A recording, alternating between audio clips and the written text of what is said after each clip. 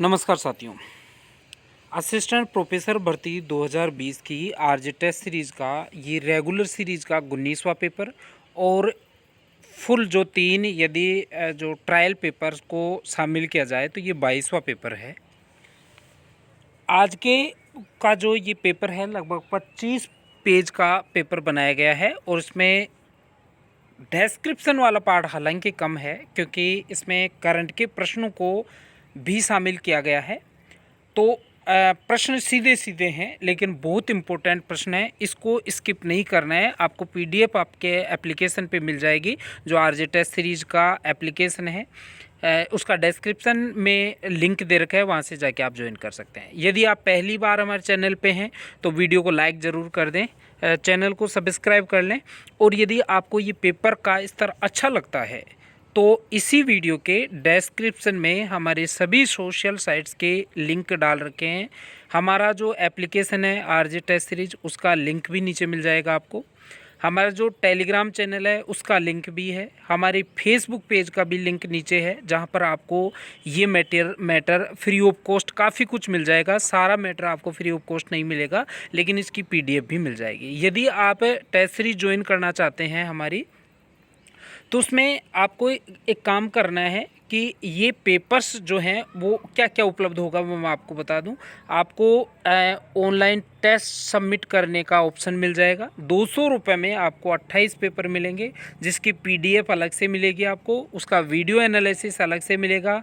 प्रत्येक पेपर का part 1 code 1 अर्थात पेपर मिलेगा और उसके साथ पीडीएफ में आपको एनालिसिस किया हुआ प्रत्येक पेपर में जो एक्स्ट्रा फैक्ट डाल के हम करते हैं, जो यूट्यूब पे केवल सीधे सीधे प्रश्न बता के छोड़ देते हैं, उसका जो एनालिसिस वाला पार्ट है उसकी पीडीएफ भी आपको मिल जाएगी यदि आप पेड कोर्स ज्वाइन करते हैं। और आप सब की सुविधा को ध्यान में रखते हुए अभी इस जो कोर्स है हमारी जो टेस्ट सीरीज़ है उसके 28 पेपर जो हम दे रहे हैं वो मात्र 200 रुपये में आपको उपलब्ध करवाए जा रहे हैं। बहुत अच्छी क्वालिटी है। यदि आपको अच्छा लगे तो आप इसी वीडियो के डिस्क्रिप्शन में जाके जो है हमारे एप्लीकेशन को डाउनलोड कर लें और वहाँ पे आपको 2-3 पेपर फ्री ऑफ कॉस्ट जो है मॉडल व्यू के लिए डाल रखे हैं, उनको देख लें। और यदि आपको क्वालिटी ठीक लगती है तो आप सीधे 200 रुपये पेटीएम, गूगल पे, पेटीएम, ये फ़ोन पे, इसी नंबर पे जो इस पे शो हो रहा है उस पे आप सीधा पेमेंट कर सकते हैं। या एप्लीकेशन में नीचे नीचे होम के पास बैच मिलेगा और बैच के पास आपको स्टोर मिलेगा। स्टोर पे एक रक्षाबंधन नाम का ऑफ़र है जो रेगुलर चल रहा है और आपके एग्ज़ाम तक चलेगा। तो रक्षाबंधन ऑफ़र को आप सब्सक्राइब कर सकते हैं। 200 रुपये में आपको वो 28 पेपर्स मिल जाएंगे। चलिए आज के पेपर की शुरुआत करते हैं। देखिए पहला प्रश्न है, कथन 1, राज्यपाल को महाभियोग द्वारा हटाया जा सकता है और राज्यपाल को हटाने का प्रावधान संविधान में नहीं है। कथन ए भी सत्य है और उसका कारण भी सत्य है। ये आपका आंसर हो जाएगा। और इसके नीचे जो भी डिस्क्रिप्शन वाला पार्ट है वो आपको पीडीएफ के फॉर्म में मिल ही जाएगा। इसमें महत्वपूर्ण जो भी अनुच्छेद हैं वो भी बताया गया है। राज्यपाल की विवेकाधिकार जो शक्तियाँ हैं उनको भी बताया गया है। यहाँ पे आपको यूट्यूब पे सिर्फ सीधे प्रश्न उसका उत्तर मिलेगा, बाकी व्याख्या वाला पार्ट आपको हमारे चैनल जो एप्लीकेशन है आरजे टेस्ट सीरीज का उस पर मिल जाएगा। राजस्थान के लौह पुरुष दामोदर लाल व्यास को पंचायत राज प्रणाली में महिलाओं को कितनी प्रतिशत सीटें आरक्षित हैं? 33%। ये नीचे उसका डिस्क्रिप्शन है जो आपको पीडीएफ में मिल जाएगा। ग्रामीण क्षेत्र में कोविड-19 के प्रबंधन में चर्चित गोदाला मॉडल में गोदाला गांव कौन से जिले का है? बहुत महत्वपूर्ण प्रश्न है। गोदाला गांव चित्तौड़गढ़ का है और वहां का जो इस गांव ने जो कोविड के दौरान कोविड प्रबंधन किया था उसकी चर्चा संपूर्ण देश में हुई और इस वजह से गोदाला मॉडल का ये प्रश्न हमने खोज के बनाया है। दूधली गांव बस्सी के धर्मराज चौधरी ने हाल ही में मधुमेह रोगियों हेतु रामबाण काला गेहूं का उत्पादन कर विश्व स्तर पर ख्याति प्राप्त की है। निम्न में से दूधली गांव कौन से जिले में अवस्थित है? तो दूधली गांव जयपुर में है और जयपुर में एक धर्मराज चौधरी नाम के एक किसान हैं जिन्होंने काला गेहूं उत्पादन किया है और वो काला गेहूं जो है डायबिटीज़ या मधुमेह शुगर रोग में रामबाण औषधि है। इसी वजह से ये दूधली गांव प्रसिद्ध हुआ। निम्न में से हाल ही में चलाए गए मिशन लीसा क्या है? देखिए, कोविड-19 के दौरान जो भी 60 साल से ऊपर के वयोवृद्ध व्यक्ति थे, उनके लिए एक अभियान चलाया गया है ताकि उनके जीवन की रक्षा की जा सके इस खतरनाक वायरस से। तो वो कोविड-19 के दौरान 60 वर्ष से अधिक के व्यक्तियों को बचाने के लिए जो अभियान चलाया गया, उसको मिशन लीसा कहा गया है। कोविड-19 की हेल्पलाइन 181 है। नीमराना के बाद राज्य में दूसरा ग्रीनफील्ड एयरपोर्ट कहाँ बनने जा रहा है? वो आपका किशनगढ़ है। देखिए, इसमें सीधे-सीधे प्रश्न हैं, क्योंकि इससे संबंधित कोई कॉन्सेप्ट बन नहीं रहा है, और कॉन्सेप्ट नहीं बनेगा तो जो व्याख्या क्या होगी उसमें। जहाँ भी आवश्यकता है वहाँ पे हमने व्याख्या डाली है, और इन प्रश्नों से संबंधित सारी व्याख्याएं हमने पहले डाल दी हैं, और जहाँ भी आवश्यकता कुछ नए पॉइंट हमें जोड़ने की आवश्यकता पड़ेगी वहाँ पे हम ज़रूर जोड़ते हैं। निम्नलिखित बाधाओं में से राजस्थान के आर्थिक विकास की प्रमुख बाधा कौन सी है? देखिए, ये सारी प्रमुख बाधाएं हैं। सामाजिक आर्थिक पिछड़ापन भी राजस्थान के आर्थिक विकास की बाधा है। अकाल और सूखा अक्सर पड़ता रहता है, वो भी यहाँ की बाधा है। औद्योगिक पिछड़ापन भी यहाँ पे है, इसलिए ये सभी विकल्प यहाँ पे सही होंगे। निम्न में से कौन सा युग्म सही नहीं है? देखिए, जयपुर में सांगानेर हवाई अड्डा है, उदयपुर का डबोक हवाई अड्डा है, कोटा में कोटा हवाई अड्डा है, लेकिन पालम जोधपुर में नहीं है। ये आपका आंसर हो जाएगा। निम्न में से कौन सा युग्म सही नहीं है? आम श्री गंगानगर में नहीं होते, पहला ऑप्शन ही गलत है। आम सर्वाधिक उदयपुर में होते हैं, और गंगानगर में वाल्टा और किन्नू होते हैं। ठीक है। संतरा झालावाड़ में होते हैं, सही है। अमरूद सवाई माधोपुर में, और अंगूर राजसमंद में, बिल्कुल सही है। मसाला, एक तरफ मसाला है, एक तरफ मंडी है, तो धनिया मंडी रामगंज मंडी है, सही है। लहसुन मंडी चिपा बड़ौदा बारा में है। मिर्च जो है टोक में मिर्च की मंडी है, और अजवाइन की मंडी जोधपुर में नहीं है। अजवाइन की मंडी कपासन में है, तो ये आपका विकल्प गलत हो जाएगा। राजस्थान में सर्वाधिक विलायती सौंफ का उत्पादन माउंट आबू सिरोही में होता है, और national centre of seed spices निम्न में से कहाँ है? ये है आपका अजमेर में, तबीजी में, जिसको हिंदी में मसाला बीजीय अनुसंधान केंद्र कहा जा सकता है, वो तबीजी अजमेर में है। विश्व स्तरीय खजूर टिश्यू कल्चर प्रयोगशाला निम्नलिखित में से कहाँ है? वो चौपासनी जोधपुर में है। कौन से फल को राजस्थान का सेव नाम दिया गया है? गरीब का सेव भी कहा जाता है बेर को, और राजस्थान का सेव भी कहा जाता है। बेर जो है वो आपका फलन होता है फरवरी मार्च में, और इसको राजस्थान का सेव कहा जाता है। राजस्थान का चंदन किस वृक्ष को कहा जाता है? तो ये एक पीछे की जो परीक्षाएं हुई हैं, 2-3 परीक्षाओं में इस प्रश्न को एजिट पूछा था कि राजस्थान का चंदन निम्न में से किससे है? तो गूलर को नहीं बताना है, केर आपका इसमें चंदन का वृक्ष जो है राजस्थान का चंदन कहलाता है। भारतीय कृषि अनुसंधान परिषद ने निम्न में से कहाँ राष्ट्रीय शुष्क उद्यानिकी अनुसंधान केंद्र की स्थापना 1993 में की? तो बीकानेर आपका इस प्रश्न का आंसर होगा। Rajasthan horticulture and nursery society का गठन निम्न में से कब किया गया? वर्ष 2006 में 14 फरवरी के दिन राजहंस का गठन किया गया था, 2006 की 14 फरवरी, ये ध्यान रखना है। और राजहंस का पूरा नाम है Rajasthan horticulture and nursery society. Rajasthan में पाए जाने वाले वृक्षों को उनके औषधीय महत्व के साथ सुमेलित करके युग्म को छांटिए। वज्रदंती दंत रोग में काम आती है। जंगली प्यास, जंगली घास है यहाँ पे, फेफड़ों का संक्रमण में काम आती है। सालर बिच्छू के काटने पर लगाया जाता है, और रोहिड़ा गर्भ निरोधक के काम में नहीं आता है। रोहिड़ा का प्रयोग जो यौन रोगों के उपचार में किया जाता है, जबकि जो केली और डंडा थोर होती है उसको गर्भ निरोधक के रूप में राजस्थान की एक औषधि है। निम्न में से कौन सा जिला राजस्थान में गन्ने का सबसे बड़ा उत्पादक जिला है? तो गंगानगर जिला राजस्थान का सबसे बड़ा आपका गन्ना उत्पादक जिला है। निम्न में से कौन सा कथन असत्य है? राजस्थान में सर्वाधिक क्षेत्र में सिंचाई नलकूपों से होती है, बिल्कुल सही है।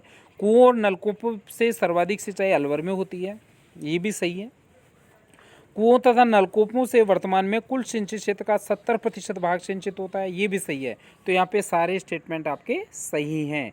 निम्न में से कौन सा कथन असत्य है? राजस्थान में वर्तमान में लगभग 272.11 लाख हेक्टेयर क्षेत्र कृषि योग्य भूमि है, बिल्कुल सही है। राजस्थान में वर्तमान में लगभग 107.24 लाख हेक्टेयर सकल सिंचित क्षेत्र है, ये भी सही है। और राजस्थान में कुल कृषि योग्य भूभाग का 23.4% भूभाग ही सिंचित क्षेत्र है, ये भी सही है। तो प्रयोग सभी कथन यहाँ पे सही होंगे।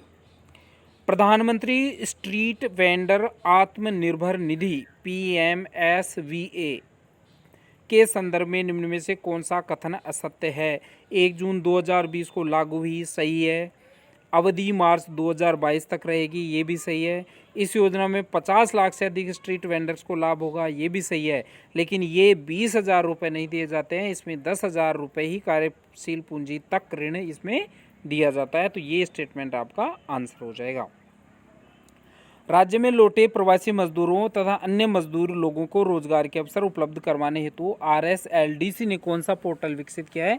राजकौशल पोर्टल विकसित किया था, जिसके अंतर्गत कोई भी दिहाड़ी या कोई भी मजदूर अपना पंजीयन करवा सकता था और वहां से जिसको भी अपने फैक्ट्री या किसी भी संगठन में किस कार्मिक की आवश्यकता होती थी तो वहां से उनकी रिक्रूटमेंट की जाती थी। निम्न में से कब किसान क्रेडिट कार्ड योजना की शुरुआत हुई? तो 1998-99 इस प्रश्न का आपका आंसर होगा। सॉरी। राजस्थान भूमि विकास बैंक की स्थापना कब की गई? 26 मार्च 1957 को राजस्थान भूमि विकास बैंक की स्थापना की गई थी। 26 मार्च 1957 को राजस्थान भूमि विकास बैंक की स्थापना की गई और जयपुर में इसका मुख्यालय बनाया गया था। लेकिन इस चीज़ का आपको ध्यान रखना है कि राजस्थान भूमि विकास बैंक प्रत्यक्ष रूप से कोई ऋण का वितरण नहीं करता। ये केवल प्राथमिक भूमि विकास बैंकों के मार्फत दीर्घकालीन ऋण सुविधा उपलब्ध करवाने का कार्य करता है। प्रधानमंत्री फसल बीमा योजना के संदर्भ में निम्न में से कौन सा कथन असत्य है? इस योजना की शुरुआत 2020 में नहीं हुई थी, इस योजना की शुरुआत 2016 में ही हो गई थी। जबकि ये सारे कथन सही हैं, क्योंकि खरीफ फसल में 2%, रबी फसल में 1.5% और उद्यानिकी फसलों में 5% इसमें प्रीमियम लिया जाता है, ये सही है। रबी अर्थात गेहूं की फसल में आपको ध्यान रखना है 1.5% और बाजरा खरीफ अर्थात बाजरे वाली फसल में आपको 2% और जो भी उद्यानिकी फसल होती है उसमें 5% इसमें अब बीमा का प्रीमियम लिया जाता है। इसमें एक चीज़ का ध्यान रखना है कि बीमित कृषक की प्राकृतिक आपदा के कारण फसल की बुआई नहीं कर पाता है तो भी दावा राशि का प्रावधान किया जाता है और फसल काटने के 14 दिन बाद तक का बीमा कवरेज इस योजना में उपलब्ध करवाया गया है। लेकिन ये 2020 में नहीं 2016 में ही शुरू हो गई थी। APMC अधिनियम राजस्थान के किस उद्देश्य से लागू किया गया था? APMC जो अधिनियम है वो कृषि उत्पादों के विपणन की सुविधा प्रदान करने के लिए किया गया था। सहकारी शिक्षा एवं प्रबंधन के लिए संस्था कहाँ स्थापित की गई है? जयपुर में। लघु अवधि ऋणों की संख्या की जो अवधि होती है, लघु अवधि ऋण की अवधि होती है वो अधिकतम 15 माह ही होती है। सहकारी साख समितियों का राजस्थान में ढांचा त्रिस्तरीय है और प्रत्येक जिले की सहकारी बैंक का नाम जिला नहीं होगा, यहाँ पे ध्यान रखना। प्रत्येक जिले का सहकारी बैंक होता है उसको केंद्रीय सहकारी बैंक कहा जाता है। निम्न में से कौन सा युग्म असुमिलित है? गधे बाड़मेर में, ऊंट जैसलमेर में, भैंस जयपुर में, गाय धौलपुर में नहीं है, गाय उदयपुर में सर्वाधिक पाई जाती हैं। गाय संपूर्ण देश में गाय की संख्या में 5वां स्थान है।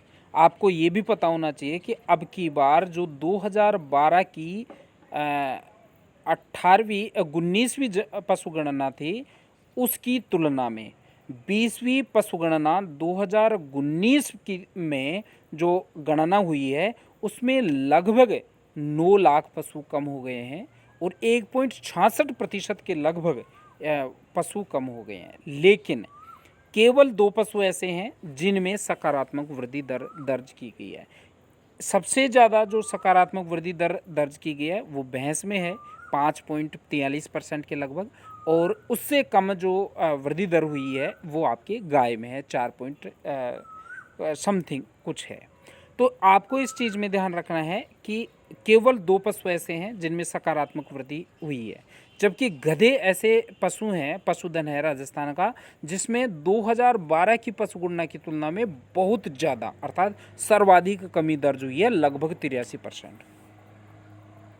यहाँ पे देखो गाय में 5वां स्थान है, भैंस में 2रा स्थान है, बकरी में प्रथम स्थान है, ये 3य स्थान है वो गलत है, गधे में प्रथम स्थान है। राजस्थान की 20वीं पशु गणना के संदर्भ में निम्न में से, ये तो पूरा ही मैं बता देता हूँ आपको डिटेल। देखिए 20वीं पशु गणना है वो 2019 में हुई। 19वीं पशु गणना 2012 में हुई थी। 20वीं पशु गणना 2019 में हुई, जिसमें पिछली गणना की तुलना में कुल पशुधन में -1.66% की कमी दर्ज की गई है। ये ध्यान रखना, -1.66% की कमी दर्ज हुई है। वर्तमान में 56.8 मिलियन पशुधन है, जबकि पिछली जो हुई थी उसमें आपको लगभग 576 के लगभग, मतलब 57.8 मिलियन के लगभग जो है पशुधन था। राज्य में सबसे ज़्यादा पशुधन बकरी है, लगभग 37% मान लो आप। गाय उससे दूसरे क्रम पे हैं, 24.54% संपूर्ण देश की गाय राजस्थान में पाई जाती हैं, और 24% के लगभग ही भैंस राजस्थान में पाई जाती हैं। राज्य में बकरी, गधे और ऊँट की संख्या में प्रथम स्थान है, जबकि कुल पशुधन में राज्य का स्थान उत्तर प्रदेश के बाद सेकंड है। एक एक्स्ट्रा फैक्ट ये भी हो सकता है कि संपूर्ण भारत का लगभग 10.58% पशुधन केवल राजस्थान में है। तो सर्वाधिक पशु पाए जाते हैं उत्तर प्रदेश में, राजस्थान का स्थान है दूसरा। राजस्थान में 10.58%, संपूर्ण देश के 10.58% पशु अकेले राजस्थान में रहते हैं। बकरी में, ऊंट में और गधे की संख्या में राजस्थान में सर्वाधिक पाई जाते हैं। देश में सर्वाधिक जो बकरियां पाई जाती हैं वो राजस्थान में पाई जाती हैं। गाय जो है वो लगभग 25% गाय राजस्थान में पाई जाती हैं, और लगभग 24% भैंस राजस्थान में संपूर्ण देश की पाई जाती हैं। संपूर्ण भारत का 85% ऊँट केवल राजस्थान में पाया जाता है, ये ध्यान रखना, और निरंतर इसकी कमी होती जा रही है। 20वीं पशु गणना में गाय 4.41% और भैंस 5.53%। अर्थात ये ध्यान रखना है मोटा मोटा कि गाय लगभग 4.5% की वृद्धि दर हुई है और भैंस में लगभग 5.5% की वृद्धि हुई है।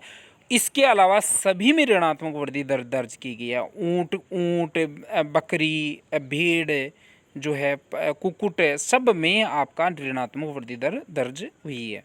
सर्वाधिक ऋणात्मक वृद्धि दर गधे में हुई है, लगभग 72%। पिछली 2012 में जितने गधे थे उन गधों का 72% कम हो गया अब की बार। और टोटल देखा जाए सबसे कम ऊँट, उसके बाद में ऊँट की ऋणात्मक वृद्धि हुई है, लगभग 34.35, मतलब 35% के लगभग गधे कम हो गए, अब ऊँट कम हो गए, और 72% गधे जो है कम हो गए पिछली पशु गणना की तुलना में।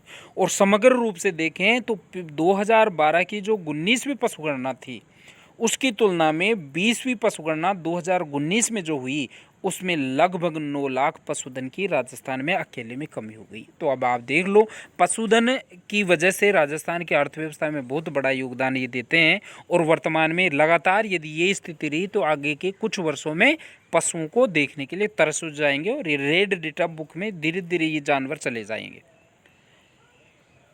सॉरी। 20वीं पशुधन गणना 2019 के संदर्भ में निम्न में से कौन सा कथन असत्य है? देखिए 20वीं पशुधन गणना में 1.66% वृद्धि दर दर्ज हुई है, ये वृद्धि दर नहीं हुई है, माइनस में ऋणात्मक हुई है, ये ध्यान रखना, यही स्टेटमेंट गलत हो गया। गाय और भैंस के अतिरिक्त सभी पशुओं में ऋणात्मक वृद्धि दर दर्ज हुई है, बिल्कुल सही है। सर्वाधिक ऋणात्मक वृद्धि गर्दभ वंश में लगभग 72%, अभी मैंने आपको बताया था 72% गधे पिछली वर्ष में, जो पिछले 2012 में जो जनगणना हुई थी, पशु गणना हुई थी, उसमें 72% गर्दभ कम हो गए। सर्वाधिक सकारात्मक वृद्धि दर गाय और भैंस में हुई है, बिल्कुल सही है, 5.5% के लगभग भैंस में और 4.5% के लगभग गाय में वृद्धि हुई है। चलिए देखते हैं आगे, कहाँ चला गया।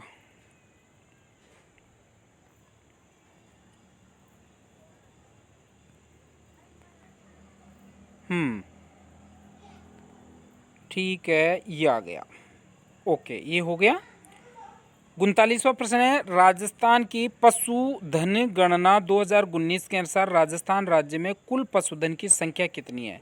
तो 567.76 लाख है, जबकि पिछली बार 577.76 लाख थे।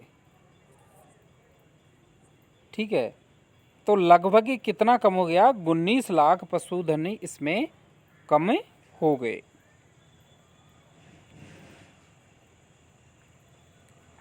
आगे देखिए, राजस्थान राज्य डेयरी विकास निगम की स्थापना 1975 में हुई थी। 20वीं पशुधन गणना 2019 के संदर्भ में निम्न में से कौन सा कथन असत्य है? राज्य में देश के कुल पशुधन का 18.58% भागीदार है, ये गलत है। अभी अपन ने पढ़ा था कि राज्य में देश के कुल पशुधन का 10.58% ही भागीदारी है, और संपूर्ण देश में जितने पशु पाए जाते हैं उसमें उत्तर प्रदेश के बाद राजस्थान का द्वितीय स्थान है। लेकिन बकरी वंश में प्रथम स्थान है, ऊंट में प्रथम स्थान है, गरदम में प्रथम स्थान है। पशुधन के मामले में राजस्थान देश में द्वितीय स्थान है, बिल्कुल सही है। उत्तर प्रदेश के बाद में दूसरा स्थान राजस्थान का आता है। दूध उत्पादन में राज्य उत्तर प्रदेश के बाद द्वितीय स्थान पर आता है, बिल्कुल सही है। पशुधन में द्वितीय स्थान है और दुग्ध उत्पादन में भी द्वितीय स्थान है।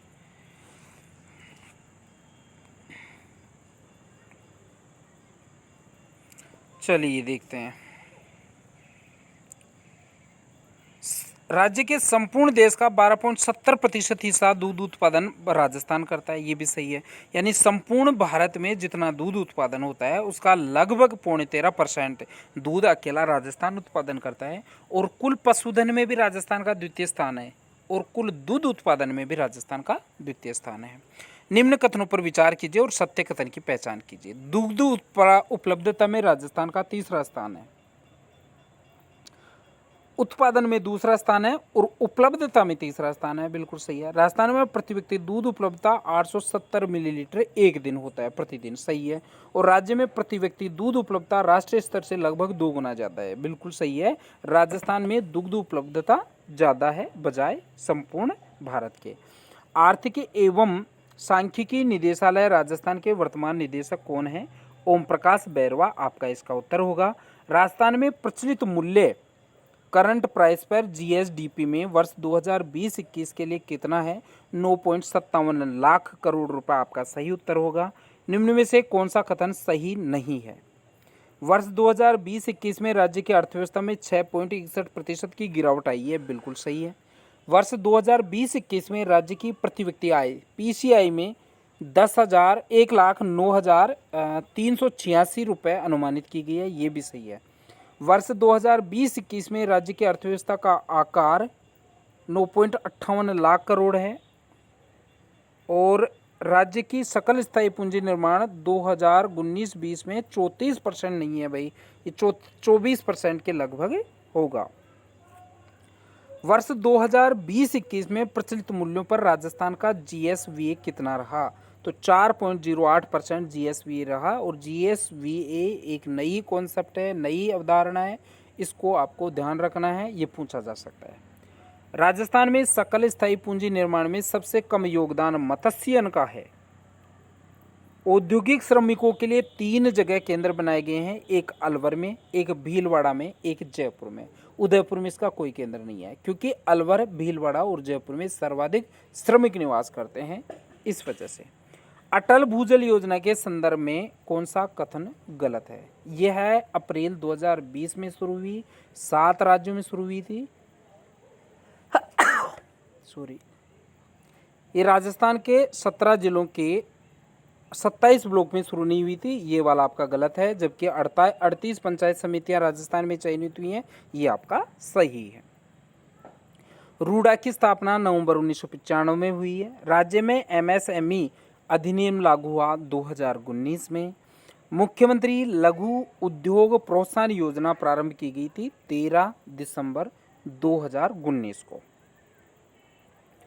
वित्तीय वर्ष 2018-19 की तुलना में वित्तीय वर्ष 2019-20 में राज्य द्वारा किए गए निर्यात में प्रतिशत वृद्धि हुई है। 2.40% वृद्धि दर इसमें दर्ज हुई है कोविड के दौरान भी। राज्य में कितने एग्रो फूड पार्क्स बनाए गए हैं? 4 एग्रो फूड पार्क राजस्थान में हैं। मुख्यमंत्री द्वारा राजस्थान जन आधार योजना 2019 का शुभारंभ कब किया गया? 18 दिसंबर 2019 इसका आपका आंसर होगा। 18 दिसंबर 2019 को मुख्यमंत्री द्वारा राजस्थान जन आधार योजना 2019 का शुरुआत की गई थी। निम्न में से किस शहर में बजट 2019-20 में इकोलॉजी पार्क बनाने की स्वीकृति दी गई है? तो इकोलॉजी पार्क आपके लक्ष्मणगढ़ सीकर में बनाया जाएगा। हिंदी में ईमेल उपलब्ध करवाने वाले राज्यों में राजस्थान का प्रथम स्थान है। वर्ष 2011 में राज्य के कुल कितना प्रतिशत शहरीकरण हो चुका है? 24.87%। मोटा मोटा आपको ये ध्यान रखना है, राजस्थान में लगभग 25% जनसंख्या शहरों में निवास करती है और 75% जनसंख्या आपके गांवों में निवास करती है। निम्न में से कौन सा युग्म 40% से अधिक शहरी जनसंख्या वालों का है? कोटा, जयपुर और अजमेर। राज्य में जयपुर मेट्रो का व्यावसायिक संचालन कब प्रारंभ हुआ? 3 जून 2015 को जयपुर मेट्रो की व्यावसायिक गतिविधियां शुरू हो गई थी। राजस्थान अर्बन डेवलपमेंट फंड की स्थापना कब की गई? 26 मार्च 2010 को।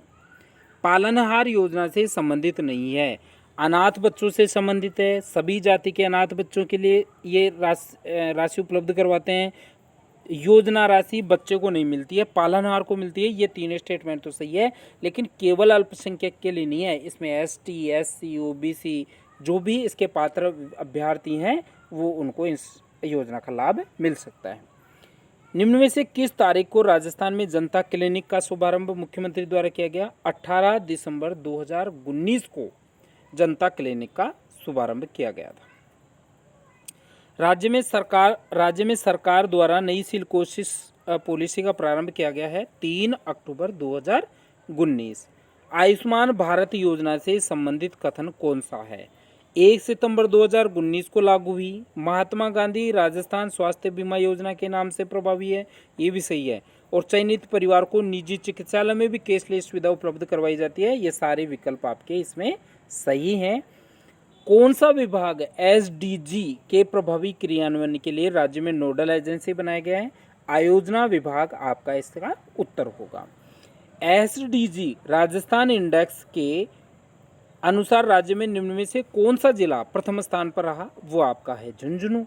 दिल्ली मुंबई औद्योगिक कॉरिडोर का कितना प्रतिशत भाग राजस्थान से होकर गुजरता है? 39% है भाई, ये ध्यान रखना। ये दादरी से लेके जवाहरलाल नेहरू पोर्ट मुंबई तक जाता है और 39% हिस्सा राजस्थान से होके गुजरेगा। DMIC का एक प्रश्न निश्चित रूप से आपके परीक्षा में आएगा, इसलिए DMI से संबंधित सभी फैक्ट पिछले वाले प्रश्न पत्र में हमने डाल दिए हैं, वहां से आप उसको अच्छे से देख लेना। राजस्थान में रिफाइनरी का शुभारंभ कब किया गया? 16 जून 2018 को। राज्य में वर्तमान कौन सी नवीन औद्योगिक नीति लागू है? राजस्थान औद्योगिक विकास नीति 2019 वर्तमान में लागू है। राज्य को कृषक कर्मण पुरस्कार कब किस श्रेणी के लिए मिला था? 2016-17 में दलहन उत्पादन की श्रेणी के लिए राजस्थान को कृषि कर्मण पुरस्कार मिला था। राजस्थान में मानव विकास रिपोर्ट SDR कौन से विभाग द्वारा जारी की जाती है? विकासात्मक अध्ययन संस्थान द्वारा। निम्न में से स्टार्टअप्स के लिए एक सिंगल विंडो की तरह कार्य करता है iStart पोर्टल। A3 ऐप निम्न में से संबंधित नहीं है। A3 ऐप निम्न में से संबंधित नहीं है। अध्यापिका, देखिए A3 ऐप होता है आंगनबाड़ी कार्यकर्ता, ANM बहन जी और आशा सहयोगिनी। इन तीनों के पहला अक्षर A से शुरू होता है, इसलिए A3 ऐप बना दिया। और इन तीनों आंगनबाड़ी कार्यकर्ता, आशा सहयोगिनी और ANM बहन जी के मध्य कोऑर्डिनेशन करके जो भी महिलाएं बाल विकास की जो भी सुविधाएं हैं, जो भी स्वास्थ्य सेवाएं हैं, वो अच्छे तरीके से इन टाइम उपलब्ध करवाने के लिए राजस्थान सरकार ने A3 ऐप बनाया है। राजस्थान का सामान्य उपभोक्ता सूचकांक वर्ष 2020 में क्या रहा? 153.06 पर। राजस्थान के वित्त वर्ष 2021-22 के बजट में यूनिवर्सल हेल्थ कवरेज के तहत प्रत्येक परिवार को कितनी राशि चिकित्सा बीमा सुविधा हेतु प्रदान की जाएगी? 5 लाख रुपए प्रति परिवार को दी जाएगी भाई, इसमें ध्यान रखना। मुख्यमंत्री अशोक गहलोत द्वारा 24 फरवरी 2021 को प्रस्तुत राजस्थान के वित्त वर्ष 2021-22 के बजट में राजस्व घाटा कितना रहने का अनुमान व्यक्त किया गया है? तो राजस्व घाटा का अनुमान है इसमें 23,750.4 करोड़ रुपए। राजस्थान के वर्ष 2021-22 के बजट में मुख्यमंत्री युवा संबलन योजना 2019 के तहत बेरोजगारी भत्ते में कितनी राशि की वृद्धि की गई है? 1,000 रुपये अब इसमें बढ़ा दिए गए हैं। निम्न में से कौन सा युग्म बजट घोषणा 2021-22 के अनुरूप सही सुमेलित नहीं है? देखिए, मारवाड़ इंडस्ट्रियल क्लस्टर में जोधपुर, कंकाणी, रोह, पाली और मारवाड़ को शामिल किया गया है। फिनटेक पार्क जयपुर में बनाया जाएगा। Biotech pharma business incubation and research centre Jodhpur में बनाया जाएगा। ग्रेटर भिवाड़ी इंडस्ट्रियल टाउनशिप आपके अलवर में बनाई जाएगी, सीकर में नहीं। राजस्थान सरकार द्वारा राज्य में ऊर्जा के क्षेत्र में समग्र विकास हेतु कितने वर्षों के लिए ऊर्जा नीति लाने की घोषणा की गई है? 2021 से 50 तक की नीति लाने की कोशिश इसमें की गई है। हरि प्रसाद शर्मा कर्मचारी चयन आयोग के अध्यक्ष हैं। प्रताप कृष्ण लोहरा लोकायुक्त हैं। जी.के. व्यास अध्यक्ष मानवाधिकार आयोग हैं और डी.बी. गुप्ता मुख्य सूचना आयुक्त हैं। ये आपको ध्यान रखना है। प्रदेश में पोटास के भंडारों के लिए किन जिलों को समूह को श्रेष्ठ बताया जा रहा है? श्रीगंगानगर, हनुमानगढ़ और बीकानेर आपका पोटास के भंडार यहाँ पे मिले हैं। हाल ही के दिनों में अलवर का कोट काशी में चर्चा में रहने का क्या कारण रहा है? तो यहाँ पे ग्रीन फील्ड इंटरनेशनल एयरपोर्ट की स्थापना किए जाने का प्रस्ताव पारित किया गया है और अलवर के कोट काशी में ग्रीनफील्ड एयरपोर्ट जल्द ही शुरू होगा। इसी वजह से ये वर्तमान में सुर्खियों में बना रहता है कोट काशी। 25 जनवरी 2021 को जारी की गई एमसैंड नीति के लिए कौन सा कथन सत्य है? एमसैंड इकाई को उद्योग का दर्जा दिया जाएगा, बिल्कुल सही है। सरकारी भवनों के निर्माण में न्यूनतम 25% एमसैंड आवश्यक होगी, ये भी सही है। ये बजरी का एक सस्ता और सुलभ विकल्प है। उपरोक्त सारे कथन इसमें सही हैं। प्रदेश का सबसे बड़ा स्टेडियम कहाँ बनना प्रस्तावित हुआ है? जयपुर का जो चौप गांव है वहाँ पे प्रदेश का सबसे बड़ा स्टेडियम बनने का प्रस्ताव पारित हुआ है। केंद्रीय ग्रामीण विकास मंत्रालय द्वारा दिसंबर 2020 में प्रदेश के राजसमंद जिले में किस योजना में श्रेष्ठ प्रदर्शन के लिए पुरस्कृत किया गया है? तो प्रधानमंत्री आवास योजना में राजसमंद जिले को पुरस्कृत किया गया है। वन स्टॉप शॉप प्रणाली का संबंध निम्न में से किससे है? उद्योगों की स्थापना की आवश्यक अनुमतियों के लिए जो प्रणाली विकसित की गई है उसको वन स्टॉप प्रणाली कहा जाता है। वन स्टॉप प्रणाली में कोई भी यदि उद्यमी राज्य में किसी भी औद्योगिक क्षेत्र में आके कोई उद्यम लगाना चाहता है तो उसको एक ही जगह पे सभी प्रकार की अनुमतियां, सभी प्रकार की स्वीकृतियां आपको एक ही जगह पे मिल जाएंगी। अलग अलग पार्ट्स के लिए आपको अलग अलग ऑफिसों में चक्कर लगाने की आवश्यकता नहीं है। के बिड़ला फाउंडेशन का 30वां बिहारी पुरस्कार प्रदान किया गया है मोहन कृष्ण वोहरा को। न्यू भिवाड़ी, ग्रेटर भिवाड़ी की स्थापना का उद्देश्य क्या है? एक व दो दोनों सही हैं, क्योंकि औद्योगिक क्षेत्र के लिए नया इन्वेस्टमेंट रीजन न्यू भिवाड़ी में बनाया जाएगा और उद्यमियों के लिए इंटीग्रेटेड टाउनशिप विकसित भी यहाँ पे की जा रही हैं। भारत निर्वाचन आयोग को पहला मतदाता जागरूकता केंद्र कहाँ बनाया गया है? जयपुर में। शंभुपुरा ग्रीनफील्ड एयरपोर्ट संबंधित है कोटा में। नई शिक्षा नीति के तहत 12वीं तक की पढ़ाई को निम्न में से किस फॉर्मूले द्वारा 4 चरणों में बांटने का प्रस्ताव कैबिनेट ने मंजूर किया है? 5+3+3+4। सबसे पहले 2 साल आपकी प्री प्राइमरी और तीसरी क्लास तक का 5वां हो गया। फिर आपकी जो है 3 साल का 5वीं तक का हो गया। फिर आपका 8वीं तक का हो गया। फिर 9 से 12 तक हो गया 4 साल में। निम्न में से शिक्षा नीति 2020 के अध्यक्ष कौन थे? के कस्तूरी रंगन। सितंबर 2020 में राज्य से मोक्ष कलश योजना 2020 को प्रशासनिक मंजूरी प्रदान की है राजस्थान में। 2 सितंबर 2020 को राज्य सरकार द्वारा जारी की गई नई पर्यटन नीति में कौन से प्रावधान हैं? घरेलू पर्यटन को बढ़ावा दिया जाएगा। ग्रामीण क्षेत्र के पर्यटन को लिए स्टार्टअप शुरू किए गए हैं। विशेष पर्यटन स्थलों की पहचान व ग्रीन जोन एम जोन घोषित किए गए हैं और उभरते बाजार के ट्रेंड की इंटरनेशनल ब्रांडिंग भी की जाएगी। ये सारे कथन इससे संबंधित हैं। जुलाई अगस्त 2020 में महिला एवं बाल विकास विभाग द्वारा चलाए गए पोषण वाटिका अभियान का संबंध किससे है? न्यूट्री गार्डन विकसित करने से। पीएम कुसुम योजना अंतर्गत किसानों को सरकार द्वारा अनुदान दिया जाता है सोलर प्लांट लगाने से।